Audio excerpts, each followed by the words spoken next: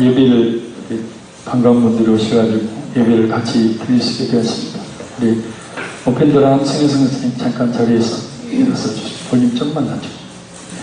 우리 박수로 환영하겠습니다.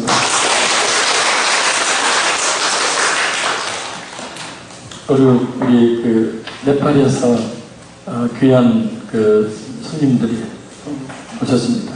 그 금요일날 우리 유승현 목사님이 복음을 증거 여수까지 이렇게 여행을 하면서 복음을 증거했고, 신민수 권사님 냈었고, 저도 운전하느라고 고생했고, 그래서 예수님의 사랑을 전하기 위해서 하루 종일 저희들을 섬겼습니다. 그래서 오늘 교회에 이렇게 나왔는데, 한 분 좀 소개를 하겠습니다. When I called your name, please stand up from your seat. 지방 카날, 우리 교회에 나오는 지방 카날 이 동생이 있어요. 일파 카날. 이 박수로. 그다음에 지방 그 친구 아버지가 있어요. 압니다 지메레.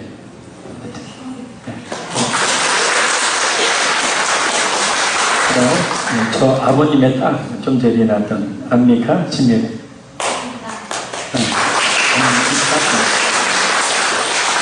그리고 5살 난 예쁜 딸 애들이나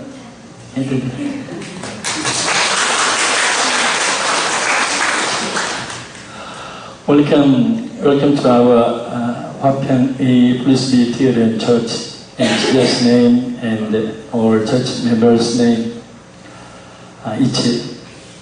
It's a preaching time. Even if you don't understand my preaching because of a different language, but I want you are felt something spiritual by Holy Spirit in inspiration. Maybe Dr. Lee explain for my preaching to you. I believe that Jesus loves you. Jesus loves you. Once more, I'd like to say, welcome to our church. Welcome in Jesus Christ. 우리 저분들이 예수님 믿고 진짜 구원받고 네팔에 돌아가서 복음 증거하는 그런 분들 되도록 우리 다시 한번 우리 박수 격려하겠습니다.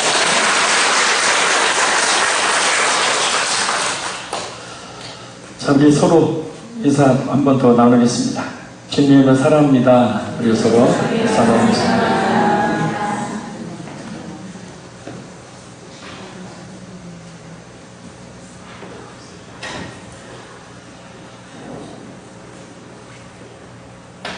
모든 과실은 이 때가 되면 열매를 맺기 위해서 잎을 내며 꽃을 피웁니다. 그리고 예쁜 꽃이 떨어지고 나면 그 자리에는 작은 봉우리가 생기고 그것이 점점 커져서 탐스럽고 먹음직스러운 그런 열매가 됩니다. 아주 자연스럽게 열매가 주렁주렁 맺게 됩니다. 사과나무는 사과 열매를 맺고 또 포도나무는 포도 열매를 맺습니다. 다른 열매를 맺을 수가 없습니다. 사람도 마찬가지입니다. 사람에 따라서 열매를 맺습니다. 영적으로 보면 예수님을 믿지 않는 사람들은 갈라디아서 5장 16절에서 21절 말씀처럼 육체의 열매를 맺습니다. 그래서 19절에 있는 말씀처럼 육체의 일은 현저하니 곧 육체의 욕심을 따라 사는 사람들의 열매는 눈에 띄게 드러난다라는 뜻이에요. 그러니까 숨길 수가 없다는 얘기입니다. 어떤 한 나무가 열매를 맺는 것은 결코 숨길 수가 없다는 겁니다. 그래서 성경을 받지 않는 사람들은 육체의 열매를 맺는다라는 것이죠. 왜 부흥회가 끝난 뒤에 이 말씀을 살펴보는지 아마 잘 아실 겁니다. 그럼 예수님을 믿는 은혜를 받은 사람들은 어떤 열매를 맺게 될까요? 예수를 믿는 사람들, 예수님을 믿는 사람이라는 말은 회개해서 예수님을 구주로 믿고 성령을 받은 사람들 말합니다. 예수님을 진짜 믿는 성령 받은 사람들은 성령의 은혜를 반드시 맺게 되어 있습니다. 그래서 5장 23절에 금절법이 없느니라 그랬어요. 이게 무슨 뜻입니까? 그 누구도 하나님이신 성령께서 믿는 성도 안에 들어가서 그 성도를 하면 성령의 열매를 맺게 하는 데 있어서 그 어떤 것도 막을 수가 없다. 그래서 예수님도 성령 받은 성도는 반드시 성령의 열매를 맺게 된다라는 뜻입니다. 그럼 지금부터 예수님을 진짜 믿는 사람들, 은혜를 받는 사람들이 어떤 열매를 맺는지 살펴보며 은혜를 나눕니다. 우리가 꼭 알아야 될 것은 이 열매들이 9가지이지만 단수로 취급되고 있다는 겁니다. 그래서 이하리 10대 영어 성경에 보면 이렇게 번역합니다. But the fruit of the Spirit is. 그러니까 성령의 열매는 있습니다. 단수로, 성령의 열매를 단수로 이야기합니다.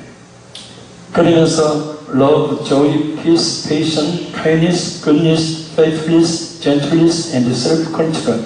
이 영어 전문이 있기 때문에 우리 잘 알죠? 그래서 우리가 이 성령의 열매가 바로 한 사람에게 맺혀진다는 거예요. 할렐루야. 예수 믿고 은혜 받은 사람에게는 단수예요. 열매가 하나처럼 맺혀지는데 9개가, 각각 다른 9개가 한 사람에게 맺혀진다. 그런데 중요한 것은 이 성령의 열매는 인격의 변화라는 거예요. 그럼 예수님을 믿는 성도들, 은혜 받은 인격적인 변화의 열매가 어떻게 예수 믿는 성도, 은혜 받은 성도에게 맺혀지는지 살펴보며 은혜를 나눕니다. 첫째는 사랑의 열매를 맺습니다. love. 성령의 열매 중 가장 근본이 되는 본질적인 열매를 말합니다. 다른 모든 열매는 이 사랑에서 비롯됩니다. 근데 이 사랑은 이성의 사랑을 이야기하는 에로스나 또 형제나 동족 간의 사랑인 스톨게, 또 그리고 우정을 나타내는 필레아도 아니고 우리 인간을 위해서 기꺼이 자신의 생명을 버리신 예수 그리스도의 무조건적이고 희생적인 그 사랑인 아가페를 말한다는 거예요. 예수님을 믿어 성령을 받은, 성령의 은혜를 받은 성도는 그래서 무조건적이고 희생적인 사랑을 하는 인격의 변화가 나타나게 된다는 거예요. 그래서 이 사랑은 항상 반드시 믿음과 함께 있죠. 고린도전서 13장 13절 말씀입니다. 믿음, 소망, 사랑, 이 세 가지는 항상 있을 것인데 그 중에 제일은 사랑이다. 그리고 믿음, 소망, 사랑이라는 것은 3종 세트, 하나의 상품 안에 들어가 있는 세 가지 이 상품처럼 하나를 이루는. 그래서 예수님 믿는 믿음이 있어야 우리를 위해서 기꺼이 자신의 생명을 버리신 그 예수님처럼 무조건적이고 희생적인 사랑을 할 수가 있다는 겁니다. 그러나 중요한 것은 사랑은 받아본 자만이 할 수 있다는 거예요. 요한일서 4장 10절에서 11절 말씀입니다. 사랑은 여기 있으니 우리가 하나님을 사랑하는 것이 아니요 하나님은 우리를 사랑하사 우리 죄를 속하기 위하여 화목제물로 그 아들을 보내셨습니다. 사랑한다더라. 하나님이 우리를 이같이 사랑하셨습니다. 우리도 서로 사랑하는 것이 마땅하도다. 이 사랑은 하나님의 속죄의 사랑을 그 원천으로 하고 있습니다. 그래서 예수님을 믿는 믿음이 없으면 우리에게서 결코 맺혀질 수 없는 열매죠. 요한일서 3장 16절 말씀입니다. 그가 우리를 위하여 목숨을 버리셨으니 우리가 이로써 사랑을 알고 우리도 형제를 위하여 목숨을 버리는 것이 마땅합니다. 그러니까 예수님께서 우리를 위해서 목숨을 버리셨으니 우리가 이로써 사랑을 알고 그것을 믿음으로 말미암아서 우리가 사랑을 체험하게 된다는 거예요. 할렐루야. 그러니까 예수님의 믿음으로 예수님의 그 무조건적이고 희생적인 그 사랑을 우리가 체험하게 된다는 거예요. 그걸 안다라고 표현하죠. 그래서 그 사랑을 체험한 사람은 자연스럽게 사랑을 나타내게 되어 있다는 겁니다. 그래서 말로만 하는 것이 아니라 반드시 진짜 사랑의 열매를 맺는 사람은 행동이 뒤따르게 되어 있습니다. 그래서 데살로니가전서 1장 3절에 사랑의 수고라고 말씀합니다. 예수님이 우리를 위해서 하신 것처럼 말입니다. 우리가 진정 예수님을 믿는 사람, 우리가 진정 은혜를 받은 사람이라면, 그것이 틀림없는 사실이라면 사랑의 열매를 반드시 우리가 맺어야 한다. 지금 당장 아름다운 사랑의 열매를 맺지 못하더라도 분명 갈수록 사랑의 열매가 우리에게서 맺혀져야 한다. 이번 봉구성회 때 사람의 관계에 대해서 안 되었던 분들이 그 사람과의 관계에 대한 확신, 풀어짐들이 있었습니다. 또 한 가지 명심해야 될 것이 있습니다. 그것은 이 사랑이 사람의 열매가 아니라 성령의 열매라는 거예요. 그래서 예수님을 주로 고백하며 믿는 자에게 내주 역사하시는 성령께서 맺도록 하시기 때문에 진짜 예수를 믿는 사람이 아니고는 믿을 수 없는 열매. 그래서 이 사랑의 열매를 맺으려면 먼저 예수를 확실히 믿는 믿음이 있어야 합니다. 그 믿음을 통해서 하나님의 헌신적이고 희생적인 사랑을 확실히 먼저 알고 체험해야 된다는 거예요. 아무리 사랑해라 사랑해라 이야기를 해도요, 하나님은 사랑이시다라고 이야기를 해도 사랑할 수 없는 이유는 그 사랑을 온전히 그냥 관념적으로는 알 수 있을는지 몰라요. 그래서 체험적으로 알지를 못하기 때문에, 사랑을 받아본 적이 없기 때문에 사랑할 수가 없는 겁니다. 사랑이 무엇인지도 모르는데 어떻게 사랑할 수가 있겠습니까?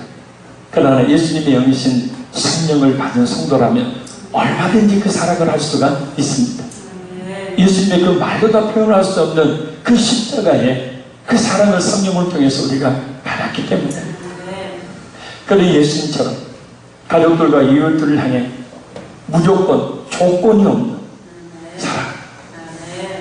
그러니까 네가 나한테 잘하면 나도 너한테 잘하고, 또 내가 잘하면 상대가 나한테 잘하겠지라는 어떤 조건을 내건 사랑이 아니라 조건이 없는 사랑. 또 예수님이 우리를 위해서 자신의 목숨을 내어놓으신 것처럼 희생하는, 우리 자신을 희생하는 사랑. 그 사랑을 할 수 있도록 우리는 계속 기도하고 또 그렇게 살도록 힘써야 합니다. 우리 옆에 분 보고 축복합니다. 사랑의 열매를 꼭 맺읍시다. 둘째는 희락, 조의입니다. 그리스도 안에서 없는 기쁨을 말해요. 특별히 사랑을 함으로 얻어지는 열매입니다. 사랑이 있는 곳은 반드시 희락이, 기쁨이 있죠. 왜냐하면 사랑이란 사랑하는 자도 기쁘고 사랑을 받는 자도 기쁘게 만들기 때문입니다. 근데 가만히 보면 사랑하지 못하는 사람의 그 얼굴을 쳐다보면 수심과 어둠의 그늘이 있는 것을 볼 수 있습니다. 그러나 사랑하고 있는 그 사람의 얼굴을 보면 그런 그늘이 없고 항상 기쁨이 충만합니다. 이렇게 설교할 때 일부러라도 막 기쁨이 충만한 채 표정을 지어야 돼요. 그래서 이번 부흥회 첫째 시간부터 부흥회를 통해서 은혜 받은 그 우리 권사님 얼굴빛이 완전히 달라져요. 첫 시간부터. 할렐루야. 하나님 주신 은혜로 말미암아서 그 기쁨이 밖으로 드러나기 때문에 얼굴빛이 달라져요. 달빛이처럼 환해요. 우리 교회는 항상 달이 떠 있잖아요. 강단에. 조금 달이 요즘 조금 탔는데, 연애하는 이 남녀를 보십시오. 얼마나 기쁨이 넘칩니까? 항상 싱글벙글해요. 사랑하고 있는 사람이 인상 쓰고 다니거나 세상 살맛 안 난다고 푸념하는 거 봤습니까? 아닙니다. 그럴 수 없는 겁니다. 사랑이 그렇게 살게 놔두지를 않아요. 그래서 이 희락은 재미있는 말을 듣거나 어떤 즐거운 상황 속에서 갖게 되는 기쁨을 말하는 것이 아닙니다. 예수님처럼 무조건적이고 희생적인 사랑을 함으로 말미암아 얻어지는 기쁨을 이야기해요. 이 희락은 우리 성도들 육체의 건강에도 아주 큰 유익이 된다고 의학에서도 말하고 있지 않습니까? 잠언서에도 말하고 있지 않습니까? 그래서 신앙생활이 재미가 있고 신앙이 건강해지는 겁니다. 그러니 무엇보다 사랑하십시오. 그래서 늘 기쁨이 충만한 신앙생활을 하기를 바랍니다. 자, 우리 또 옆에 분 보고 축복합니다. 늘 기쁘게 삽시다. 첫째는 peace, 이 화평의 열매입니다.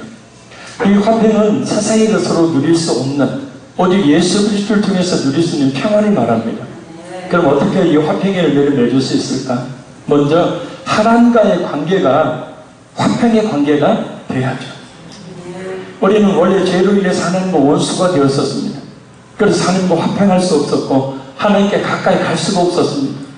그러나 그 원수의 관계를 예수님께서 십자가에서 화평의 관계고 죄의 담을 허무심으로 말미암아서 화평의 관계로 만들어 주셨습니다. 그럼 구체적으로 어떻게 화평이 이루어질까? 예수님께서 하늘 보좌를 버리시고 우리에게 먼저 화평의 손을 내미신 것처럼 우리 자신이 먼저 손을 내밀면 돼요. 내가 먼저 손 내밀지 못하고 내가 먼저 용서하지 못하고, 늘 상대가 먼저 손을 내밀고 상대가 먼저 용서하고 이해하기를 바라는 것이 아니라 내가 먼저 손을 내밀 불신자들이 또 믿음이 없는 연약한 자들이 먼저 화평을 제안해 오기를 기다려서는 안 됩니다. 그래서 마태복음 5장 9절에 화평케 하는 자는 복이 있나니 저희가 하나님의 아들이라 일컬음을 받을 것이니요. 성령을 받은 사람, 은혜를 받은 사람은 화평의 관계를 늘 가지려고 애써요. 불화가 있는 곳에 페이스메이커가 되려고 노력한다는 겁니다. 그래서 히브리서 12장 14절에 이렇게 말씀합니다. 모든 사람으로 화평함과 거룩함을 따르라. 이것이 없이는 아무도 주를 보지 못하리라. 그러니까 사람과의 관계가 화평하지 못하면 하나님을 볼 수 없다. 하나님의 관계가, 하나님과 교제가 이루어지지 않는다. 또 야고보서 3장 17절에서 18절 말씀입니다. 오직 위로부터 난 지혜는 첫째 순결하고 다음에 화평하고 관용하고 양선함에 긍휼과 선한 열매가 가득하고 편견과 거짓이 없나니 화평하게 하는 자들은 화평으로 쉬며 의의 열매를 거둡니다. 원수 같은 사람들하고 어떻게 화평할 수가 있을까? 우리 자신의 힘으로는 안 됩니다. 그래서 성령의 열매고, 그래서 성령 충만함을 받으러 우리가 교회에 나가 말씀과 기도에 열심을 내야 하는 겁니다. 성령 충만을 받으면 이것이 가능한데, 성령 충만이 안 되면 두 눈에 원수같이 보이니 도저히 사랑할 수가 없고 화평의 관계가 될 수가 없는 거예요. 성령께서 우리 눈에 사랑을 더 씌워주셔서 모든 사람과 화평의 관계를 맺는 은혜가 있기를 간절히 소원합니다. 성령 하나님께서 우리 안에 계시니 우리는 얼마든지 말씀과 기도를 통해서 이 화평의 열매를 맺을 수가 있습니다. 우리 배분 보고 또 축복합니다. 9번의 열매, 우리 화평의 열매를 맺읍시다. 넷째는 페이션, 오래 참음입니다. 오래 참음은 분노를 참고 고난 중에 견디는 것이라는 뜻이에요. 이 오래 참음은 두 단어가 합쳐진 합성어입니다. 기인이라는 말하고 마음이라는 말이 합쳐진 말이에요. 그래서 오래 참음의 이 원어의 뜻은 긴 마음, 감정을 상하게 하는 일을 견뎌내는 속성을 이야기합니다. 그래서 이 오래 참음은 일반적으로 말하는 생활 속에서 단순히 인내만 하는 그런 것을 의미하는 말이 아닙니다. 어떤 불의에 대해서 또 내게 상처와 아픔을 주는 것에 대해서 하나님께서 친히 그 문제를 해결해 주실 것을 굳게 믿고 평안한 마음으로 기다리는 것을 말합니다. 출애굽 후에 애굽 군대에 쫓겨 조급해하며 분란을 갖는 이스라엘 백성들 향해서 모세는 출애굽기 14장 13절에 이렇게 말합니다. 너희는 두려워 말고 가만히 서서 여호와께서 오늘 너희를 위하여 행하시는 구원을 보라. 히브리서 10장 36절에도 말씀하시기를 너희에게 인내가 필요함은 너희가 하나님의 뜻을 행한 후에 약속하신 것을 받기 위함이다. 갈라디아서 6장 9절 말씀입니다. 우리가 선을 행하되 낙심하지 말지니 포기하지 아니하면 때가 이르매 거두리라. 얼마나 참을 수 있습니까? 아니, 예수를 믿는 사람들은 오래 참아야 한다는 것을 알거나 혹시 있습니까? 예를 들어서 억울한 일이 있을 때 얼마나 평안함으로 그 억울한 문제가 해결되기를 기다릴 수 있습니까? 여기 상처와 아픔을 준 사람에 대해서 얼마나 하나님께서 그 모든 문제를 해결해 주실 것을 믿고 인내하며 평안함으로 참을 수 있습니까? 아니면 혹시 불끈불끈 그냥 속에서 참지 못할 육체의 소욕이 일어나서 그 소욕에 따라 막 욕을 하고 저주를 퍼붓고 그 소욕에 따라 원수 같은 사람에게 행동하지는 않습니까? 아니, 어떻게 보면 참 그러기 쉬운 것이 바로 우리들 아닙니까? 그래서 이 또한 우리의 힘으로 되는 것이 아니라 성령의 열매라고 분명히 말씀합니다. 그래서 말씀과 기도를 통하여 성령 충만을 받으면 자연스럽게 참아져요. 할렐루야. 성령 충만 받지 못하면 내 마음에 들지 않는 사람은 그냥 곧바로 그냥 질책이 나가고 곧바로 짜증이 나가고 하는데, 성령 충만 받으면 희한해요. 마음에 여유가 생기죠. 저처럼 마음에 여유가 생겨요. 긴 마음 인내하게 되는 겁니다. 자, 우리 옆에 분 보고 축복합니다. 올해 참음의 열매를 맺읍시다. 다섯째는 카이니스, 자비의 열매입니다. 이 자비의 열매는 남에 대해서 인자하고 관대한 태도를 유지하는 것을 이야기합니다. 한마디로 이 카이니스, 그 뭐냐면 친절을 뜻합니다. 그래서 이 자비라는 말은 원래 친절이라고 번역을 해야 맞습니다. 이 친절은 일반적으로 행동보다는 말로도 많이 나타납니다. 왜냐하면 우리의 말은 아주 중요합니다. 말 한마디에 사람이 죽기도 하고 살기도 하기 때문입니다. 말 한마디로 그 사람이 어떻게 나에게 친절하게 대하는지 그렇지 않은지를 알 수가 있게 됩니다. 근데 성령 충만하지 않으면 육체적인 열매를 맺는 마음과 생각들을 절제하지 못하고 자신의 입술에 잔뜩 입술을 통해서 쏟아놓게 되어 있어요. 입 밖에도 내지 말아야 될 말들을 주절주절 썩은 악취를 풍기며 쏟아내놓게 되어 있습니다. 함부로 말한다는 거예요. 말 한마디를 해도 상대에게 깊은 상처를 주고 낙심케 하고 힘들게 합니다. 말 한마디를 해도 부정적인 언사가 주를 이루게 됩니다. 잠언서 12장 18절 말씀, 혹은 칼로 찌름같이 함부로 말하는 자가 있거니와 지혜로운 자의 혀는 양약과 같습니다. 그러니까 어떤 사람은 칼로 찌른 것보다도 더 큰 아픔과 상처를 주는 말 한마디를 한다는 거예요. 흔히 자녀들이, 자식들이 부모에게 그런 말을 종종 하죠.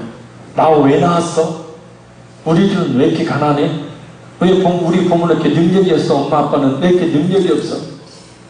이제 누구처럼 나한테 해주지 못해? 부모의 마음을 막 칼로 막 싹싹 그시는 말이다.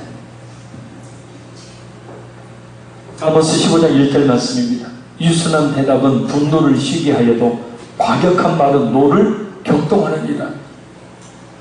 그게 막 상대가 열받아서 막 거친 말을 하기 시작해. 대답을 어떻게 하라고요? 근데 보통 우리가 성령 충만하지 않으면 어떻게 합니까? 그 사람보다 한 톤 더 높게 대답을 하죠. 그 사람 앉으려고 한 톤 더 높게 하다 보면 악을 쓰고, 저희가 사는 아파트 바로 위층에 있는 아저씨가 어쩜 그렇게 욕을 맛깔나게 하는지 비만 오면 그냥 큰 소리 치고 난리를 냅니다. 근데 유순한 대답은 분노를 쉬게 한다. 상대가 막 열받아서 화나서 이야기할 때 어떻게 해요? 톤을 낮춰서 이야기해요. 잠언서 15장 4절 말씀입니다. 올량한 혀는 곧 생명나무지만 패역한 혀는 마음을 상하게 하느니라.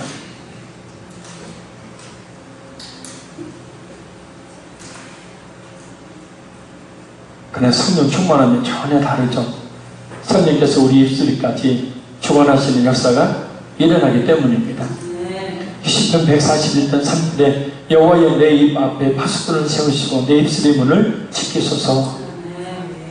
그래서 친절한 너그러운 성품에서 친절한 말이 나오게 되어 있습니다. 그래서 우리 자신이 성령 충만할 때와 그렇지 못할 때를 비교해 보면 아주 쉽게 알 수 있습니다. 우리 교회에서도 아주 그 임상 실험을 우리는 거의 매일같이 해요. 은혜 많이 받은 그런 성도들 보면 말이 부드러워요. 아주 친절해요. 근데 벌써 은혜가 없으면 인상 자체가, 여기 이제 갈매기를 몇 마리죠. 갈매기가 날아다니는 말투가 거친 짜증스럽죠.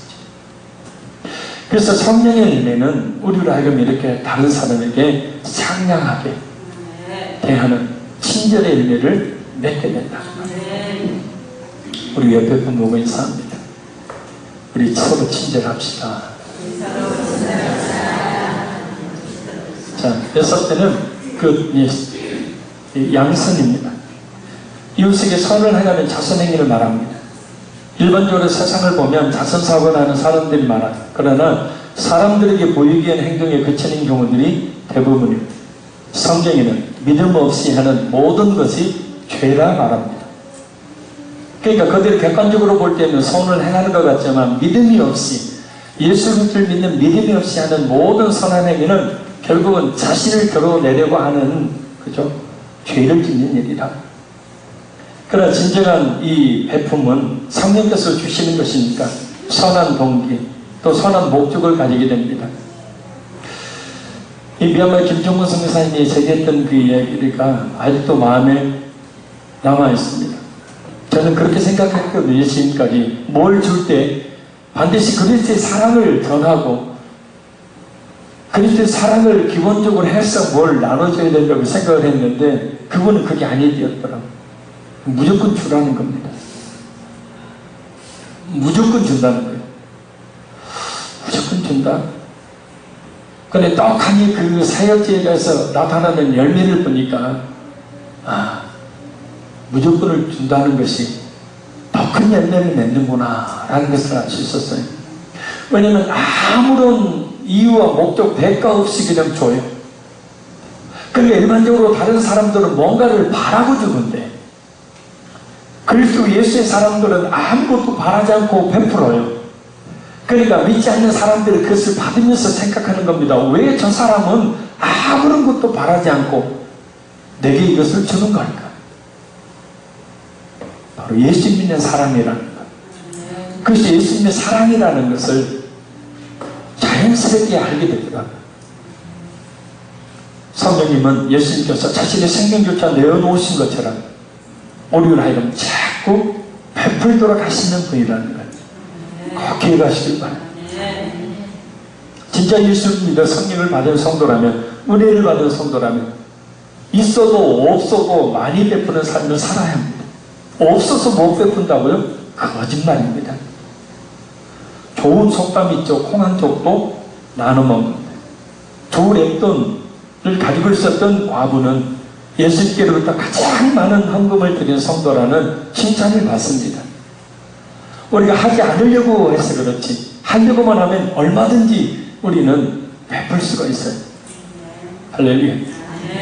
많은 것 하려고 하지 마시고 우리가 성령 받고 은혜를 받았다면 작은 것이라도 서로 나누고 베풀려는 그런 삶을, 그런 열매를 맺어야 합니다.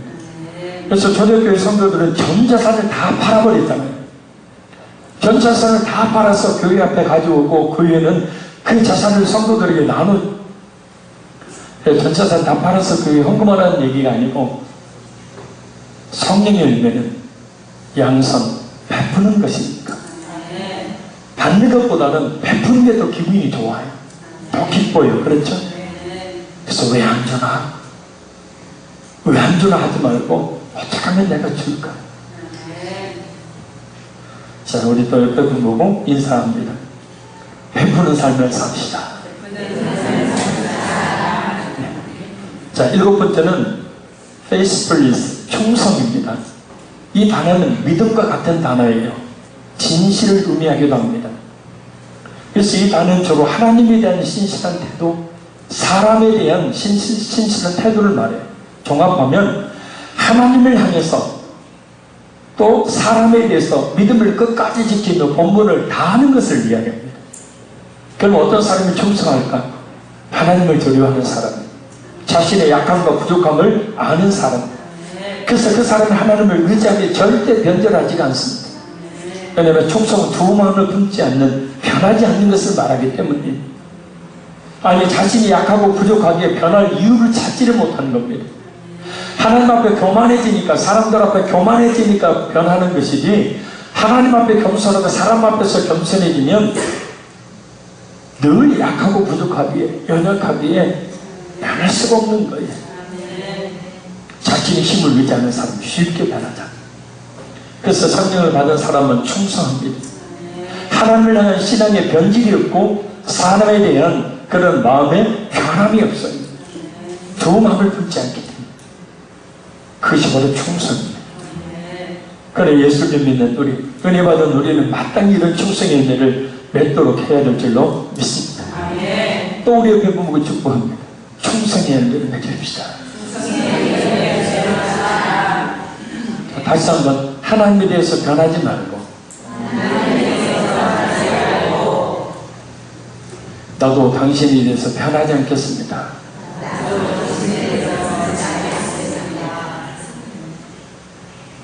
아이고 그냥 이정준 장로님, 박경호 목사님 둘이 고백하고 막 깨가 쏟아지네. 여덟째, 젠틀리스, 이 온유입니다. 이 온유는 자기중심적이고 완고한 태도와는 상반된 남에 대해서 상냥하고 부드러운 모습 말이에요. 친절하고 비슷합니다. 특히 이 온유는 말입니다. 누구에게 온유의 열매를 맺자 대적, 원수 같은 사람들에게 부드러운 인격으로 대하는 걸 말해요. 예수님의 성품을 나타내는 단어입니다. 그래서 예수님을 믿는 은혜 받은 우리 성도들은 마땅히 예수님이 가지셨던 이 성품을 가져야 합니다. 마태복음 5장 5절 말씀입니다. 온유한 자는 복이 있나니 그들이 땅을 기업으로 받을 것이니라. 민수기 12장 3절을 보면 모세는 그 시대에 가장 온유한 사람이다라는 하나님의 평가를 받아요. 근데 예수님을 믿기 전에, 모세가 하나님을 믿기 전에 혈기가 많아서 사람까지 죽였던 사람 아닙니까? 다윗, 자기를 죽이러 가는 사울을 향해서 끝까지 복수하지 않습니다. 성령님 우리로 하여금 화를 내지 않게 하며 상냥하고 부드러운 사람이 되도록 우리를 만들어 주십니다. 그래서 은혜 받으면 이런 열매를 맺어야 될 줄로 믿습니다. 우리 서로 옆에 분 보고 축복하겠습니다. 우리 서로 상냥하고 부드럽게 대합시다. 또 한 번 얘기합니다. 집에 돌아가서 가족들에게 상냥하고 부드럽게 대합시다. 마지막 9번째 self control, 절제입니다. 이 절제라는 단어는 자기 자신을 붙잡는 거라. 욕심과 정욕을 자제하는 능력을 이야기합니다. 자꾸 죄를 지으러 나가려고 하는 자기의 그 본성을 붙잡는 거예요. 육체적인 충동을 억제해서 성도로서 균형 있는 삶을 살도록 유지하는 상태. 예수를 믿는 사람들은 절제할 줄 알아야 한다는 것입니다.